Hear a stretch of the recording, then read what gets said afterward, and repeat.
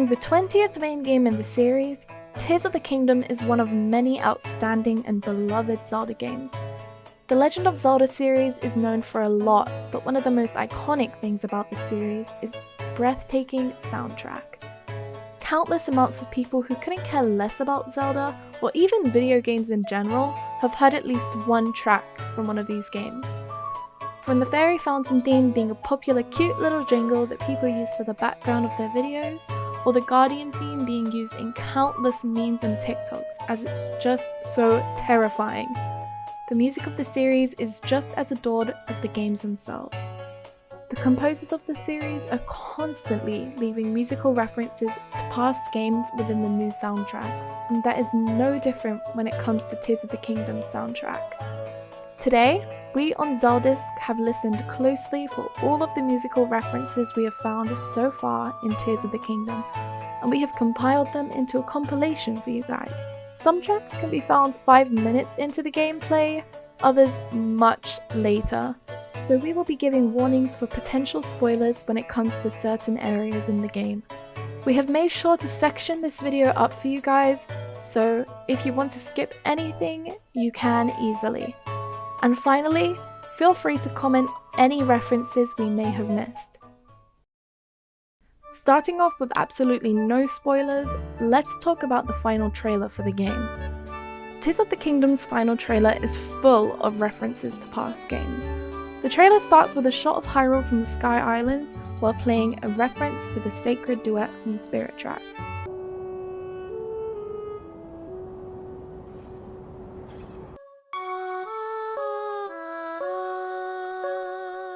Later on in the trailer, we can see Link skydiving with the game's logo shown on screen. I'm sure a lot of Zelda fans could probably recognize the epic rendition of the intro song that is heard in the title screen for the original Legend of Zelda, as well as Twilight Princess.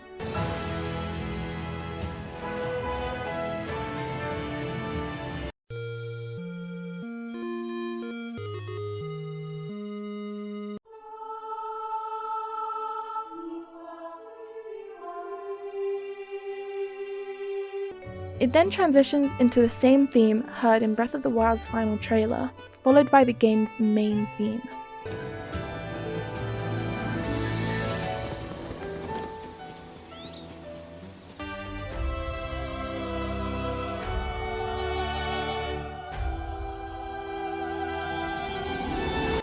When the trailer cuts to an eerie scene of the Gerudo Desert, the Hyrule Castle theme, which originated from A Link to the Past, can be heard.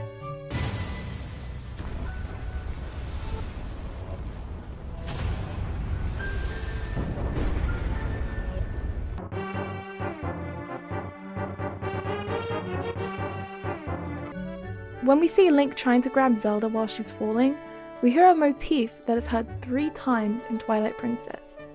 It can be heard in the game's Hyrule Field, Midna's Lament, and Snow Peak theme. It's also played at the beginning of the Breath of the Wild trailer.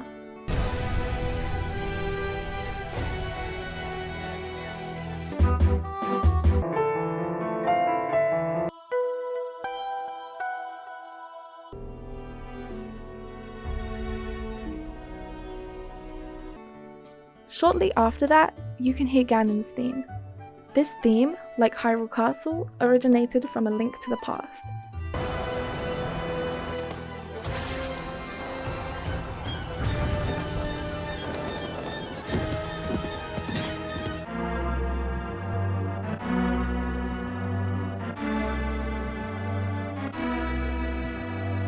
This can be heard twice, as it plays later in the trailer when it shows Ganondorf summoning monsters with a beam of what we can assume is gloom. Another theme that can be heard multiple times in this trailer is the original overworld theme. It plays while Link approaches a battle talus,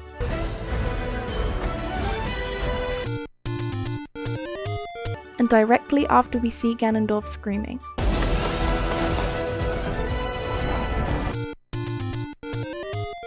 When we hear Zelda say, "I know why I am here," the Age of Calamity theme is playing very subtly in the background. And finally, at the end of the trailer, when it shows the release date, we can hear Zelda's lullaby.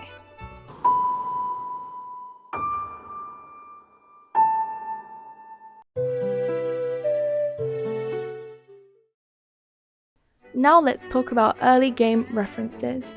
Once you finish the game's introduction section, with Zelda falling and Link ending up in the Sky Islands, there's a point where you have to jump from a sky platform down to the Great Sky Islands. The little jingle that plays here is this game's version of that same jingle that plays when you leave the Shrine of Resurrection in Breath of the Wild.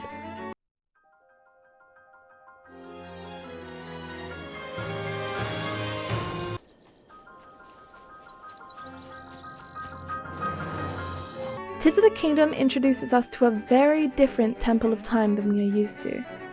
The Temple of Time in the sky shares a name with the temple seen in such games as Ocarina of Time and Twilight Princess, but that's about it. The music within the temple doesn't reference the original Temple of Time theme at all, but if you listen close enough, you can hear a couple notes straight from Zelda's lullaby.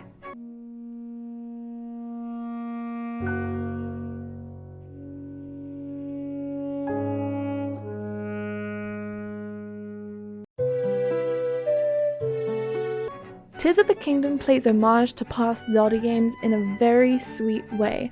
This detail probably wasn't missed by many unless Tears of the Kingdom or Breath of the Wild is your first Zelda game, but we wanted to include it anyway. While Link is using the cooking pot, he hums a couple notes from some of the most iconic Zelda tunes. If you listen carefully, you'll be able to hear him hum the main theme from the Zelda series,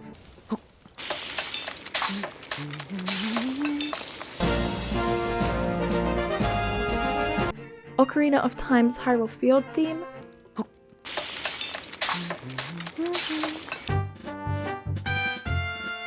Zelda's Lullaby,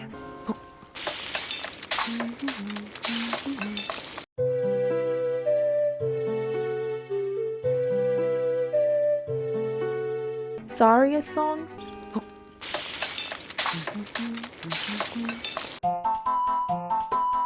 Epona's song,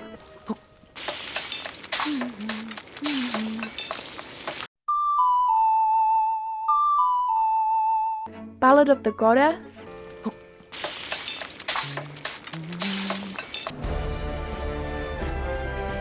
Ballad of the Windfish,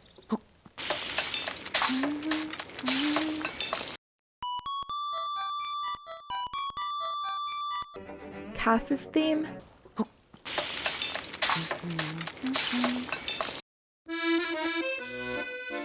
the Champion's Ballad theme,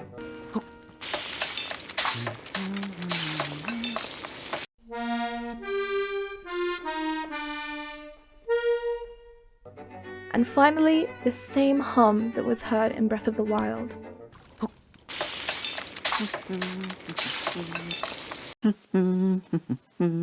You either loved or hated Hyrule Warriors Age of Calamity, but wherever you stand, you can admit that the soundtrack was amazing. Tears of the Kingdom subtly references the main theme of Age of Calamity with the game's overworld.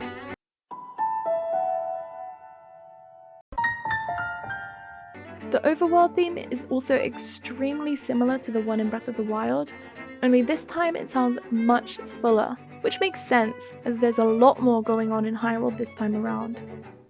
In Tears of the Kingdom, almost all of the ancient Sheikah technology is gone. No one talks about why, but a possibility is that it was demolished so that Ganondorf or any other evil cannot take control over it again. When we finally meet Purah again in Lookout Landing, we can see that she has finally mastered her skills in Sheikah technology. She of course made the Purah pad that was originally given to Zelda, but plans to make many more. She also mentions how she finally fixed her anti-aging room and has reverted back to her 20-year-old body. We can assume that she and Robbie worked on the tech for the new Skyview Towers that was said to be built by Hudson Construction. The towers are similar to the Sheikah Towers seen in Breath of the Wild in the way that they can let you unlock areas of the map. In each cutscene where Link is about to get launched in the sky to scan the map, we can hear the same countdown sound that we hear when Link gets launched into the Forsaken Fortress in the Wind Waker.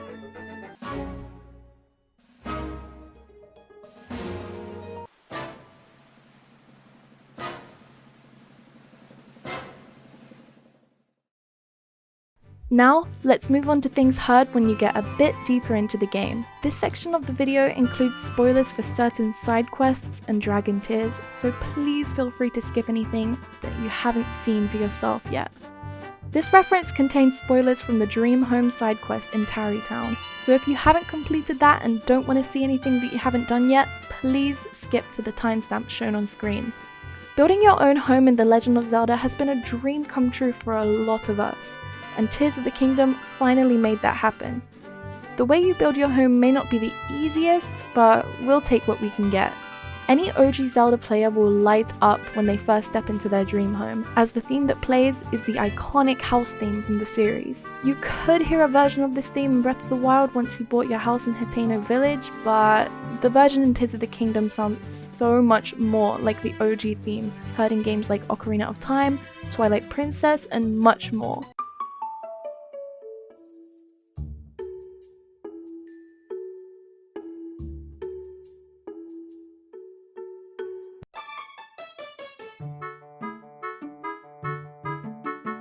Collecting the Dragon Tear memories can either be done in a randomized order, or the order shown in the Forgotten Temple. This reference contains spoilers for memory number 8, named Zelda and Sonia. In this memory, we can see Zelda, Sonia, and Rauru sitting together drinking tea. If you listen to the music playing behind the dialogue, you can hear Sonia's theme. When we see Zelda pick up the cup, there's a little reference to the original Temple of Time theme.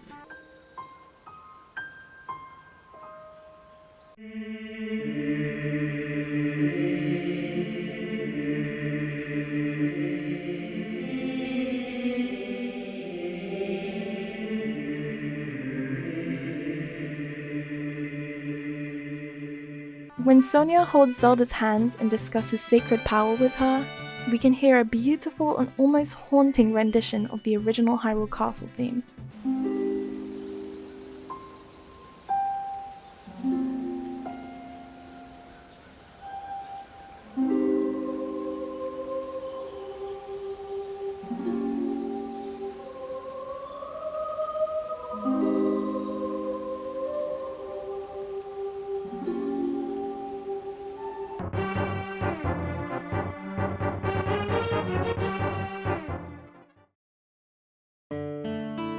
We are now getting into the even heavier spoilers, so if you haven't completed any of the main dungeons yet, please skip to the timestamp shown on screen. The 4 dungeons connected to the Regional Phenomena questline are of course in the same areas Link had to visit in Breath of the Wild. If you didn't know, the main quests in both games are fairly similar. Both games require Link to travel to the Rito Village, Zora's Domain, Gerudo Town, and Goron City to help out the people. This game didn't exactly have temples, but it had what were called divine beasts. In Tears of the Kingdom's dungeons, we get a lot of musical references to said divine beast themes. Let's start with the Wind Temple.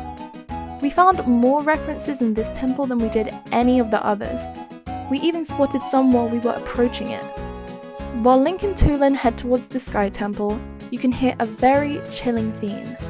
The higher you get, the more intense the music gets. This theme contains a reference to what plays while you're attacking Divine Beast Var Meadow, which is the dungeon of the Rito in Breath of the Wild.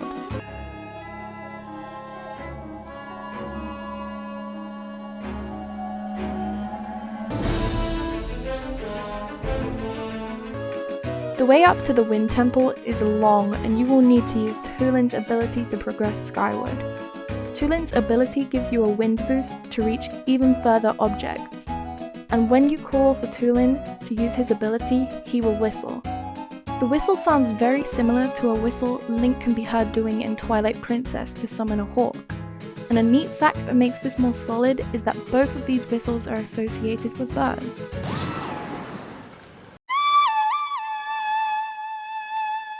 The dungeons in this game all require you to fix 4 or 5 terminals, and the soundtrack changes with each terminal completed. In Phase 1, you will hear the Song of the Stormwind arc, which you can hear being sung by the Rito children back in Rito Village.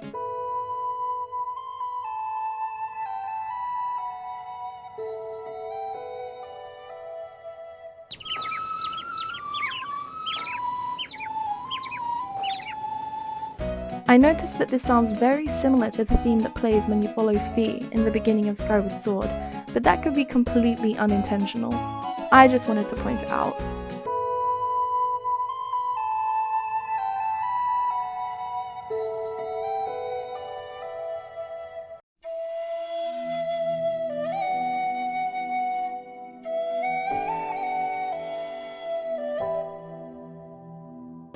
During Phase 2, you can hear the Attacking Varn Meadow theme again, which can be heard while playing throughout the rest of the dungeon.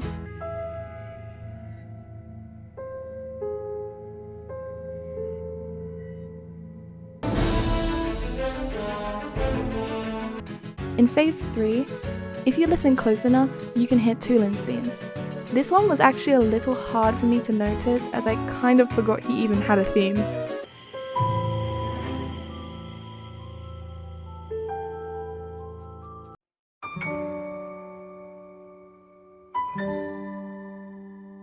In Phase 4, you'll notice the very start of the Rito Village theme.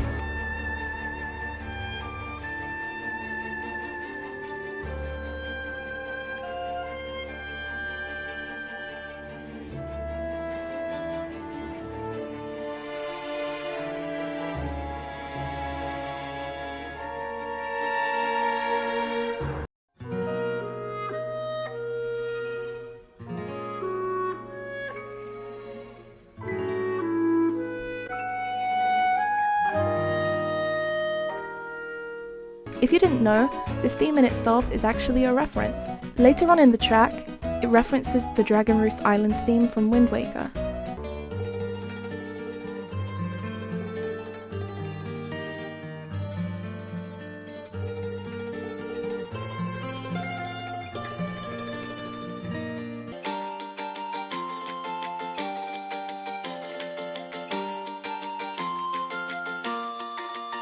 And finally, Phase 5. Just like in Phase 4, you will hear the Rito Village theme start playing again.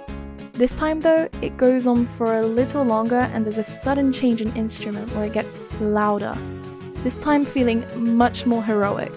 I loved hearing this change in the game as we're so close to beating the temple at this point and it feels like the dungeon itself is cheering you on.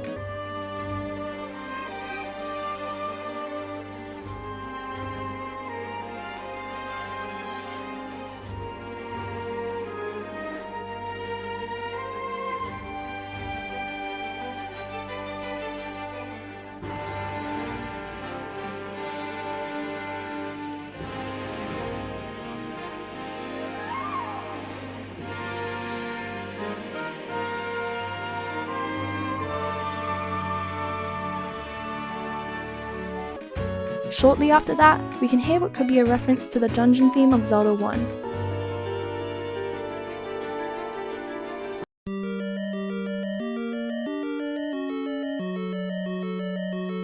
Which is then followed by the champion Revali's theme, tying it right back in with Breath of the Wild.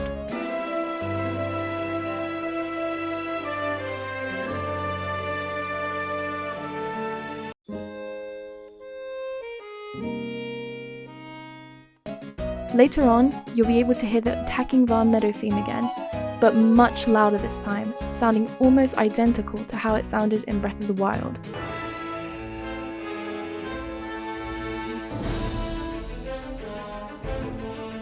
Now, let's move on to the boss of the Wind Temple, Colgera. Towards the end of the battle, you may recognize a very epic sounding rendition of the Rito Village and of course also the Dragon Roost Island theme.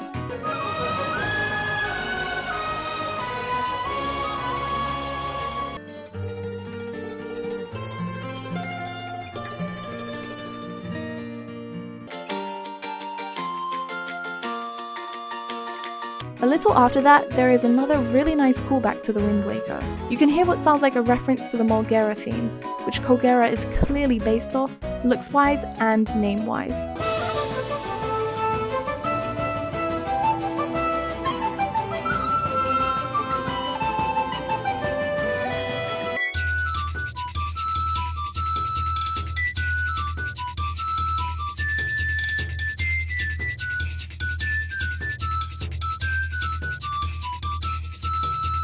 This is all we could find for the Wind Temple, but it wouldn't surprise me if there were more references that we completely missed. Now, let's move on to the Lightning Temple. The Lightning Temple has already become a fan favourite, with more traditional feeling puzzles that seem straight out of older Zelda games. For example, the mirror puzzle in Wind Waker. The Lightning Temple also houses a lot of the iconic enemy Gibdos, which most of us were convinced were redeads before the game dropped. The structure alone makes this temple so great though, with with the soundtrack making it even better as the music just fits the atmosphere so well. The first phase of the Lightning Temple is really eerie. It's reminiscent of other dungeons found in older Zelda games, like Spirit Temple from Ocarina of Time, Earth Temple from Wind Waker, and Stone Tower Temple from Majora's Mask. The Stone Tower Temple actually seems to be referenced in Phase 1 of this temple with a little motif.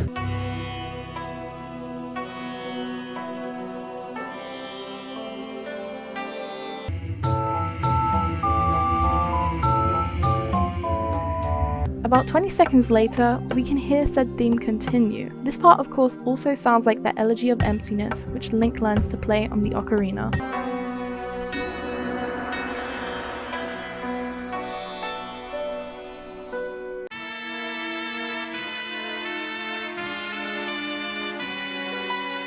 In the second phase, we can hear a little part that is really similar to the Attacking Varna Boros theme. It's only a couple of notes, but I'm pretty certain this is what they're referencing.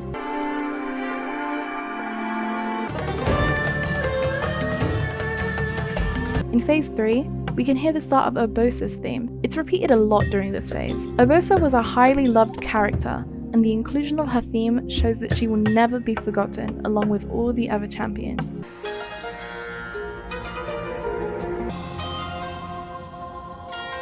Phase 4 is the final phase, and it references the Attacking Varna Boros theme again. It's slowed down quite a bit, but of course still recognizable.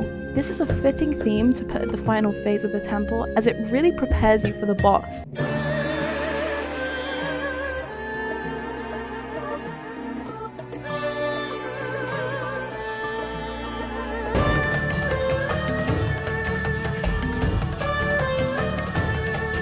The boss of this temple, Queen Gibdo, is unique and pretty challenging. The Gibdos that spawned during the fight made it so much harder, with the crawling ones making it pure nightmare fuel. When you finally hit Queen Gibdo with the help of Riju, an amazing soundtrack starts playing. At this point, we can hear part of Riju's theme start playing, and it's just wonderful.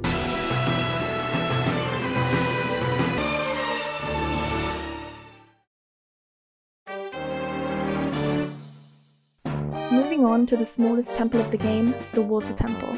The theme of this temple sounds almost relaxing, with slow and harmonious notes. This really fits in my opinion, as this temple was kind of relaxing.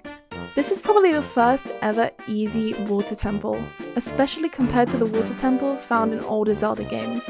We either missed a couple references in this theme, or there just weren't as many, but the ones we did find were pretty cool. During the second phase of the dungeon, we hear a motif straight from Skyward Sword.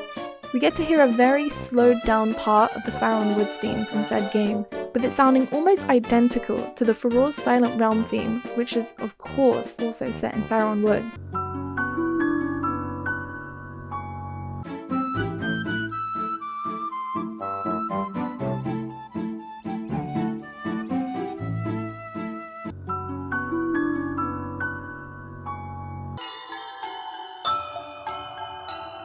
This exact thing can also be heard in the underground ancient Zora Waterworks, which you enter before you head to the dungeon. This reference is really cool to me, as Faron Woods was also home to the Perella, who seem to be descendants of the current day Zora.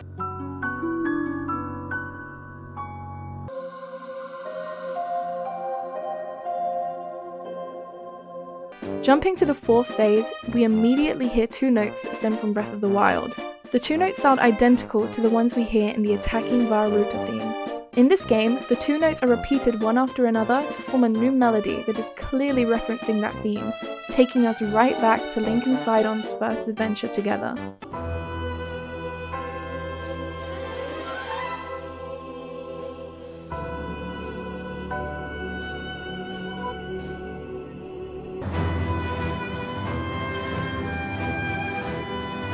The boss of the Water Temple, Muktarok, poisons the water down in Zora's domain with mud, making it impossible for them to swim. Sidon and a couple other Zoras have the ability to cleanse the muddy water. As he is the prince of the Zora, and seemingly the most powerful of them all, he therefore takes responsibility and decides to join Link in hopes to fix the problem. Early on in this boss fight, we can hear a part of Mipha's theme. Mipha is of course Sidon's beloved sister, lost to the Calamity in the events prior to Breath of the Wild. Mipha is never forgotten by the Zoras, having her own court where her statue stands in the middle of a beautiful fountain. She will forever be looked upon as a great champion and sister, and her theme is repeated several times during this boss fight.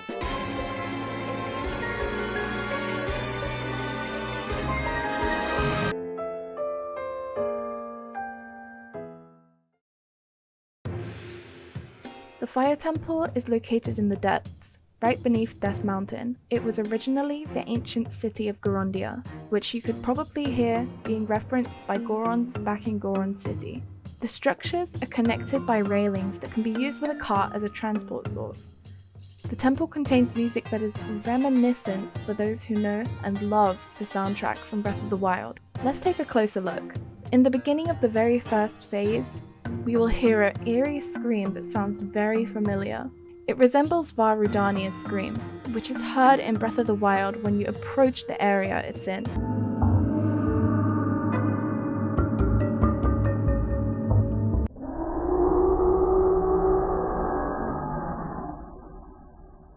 You can also hear a sort of chant, in my opinion, that sounds very similar to both the Twilight Princess soundtrack as a whole, which includes a lot of humming and chanting, and the chanting heard in the Fire Temple of Ocarina of Time. As each phase goes on, the more sort of upbeat and faster the theme becomes.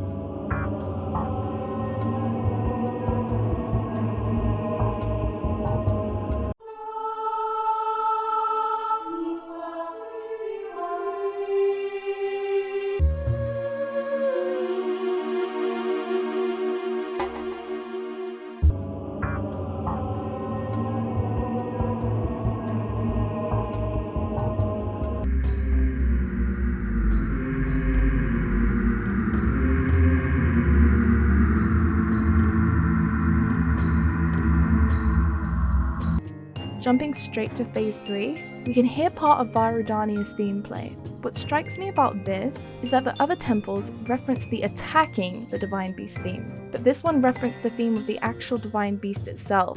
I'm assuming this was just because the sound fit better, but I found it pretty interesting.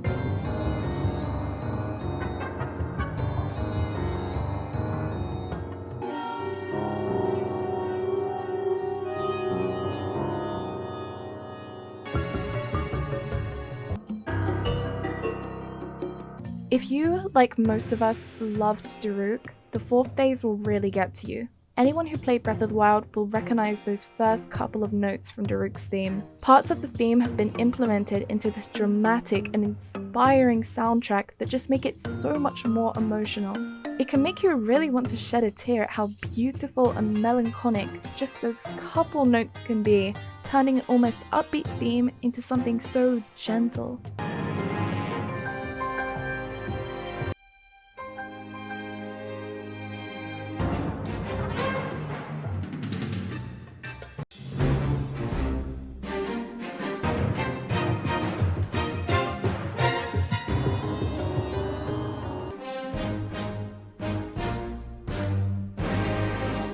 It's so nostalgic and can make you even more motivated to beat the temple's boss. Speaking of, the boss of the Fire Temple is easily recognized by Zelda fans that have played older Zelda games. Goma and different versions of it have become a common boss type in Zelda games. The boss found in the Fire Temple, Marbled Goma, is a spider that is made out of the marbled rock we learn lots about during the questline that leads up to the temple. The beginning of the theme sounds very similar to the boss battle theme from Ocarina of Time, which is very fitting as that is of course exactly what is heard when you fight Goma in that game.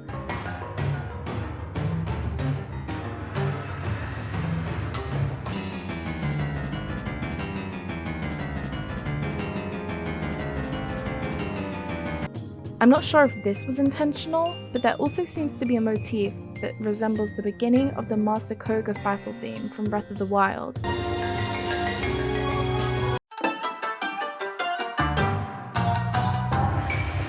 The theme then also seems to be referencing Ganon's tower throughout the rest of the battle.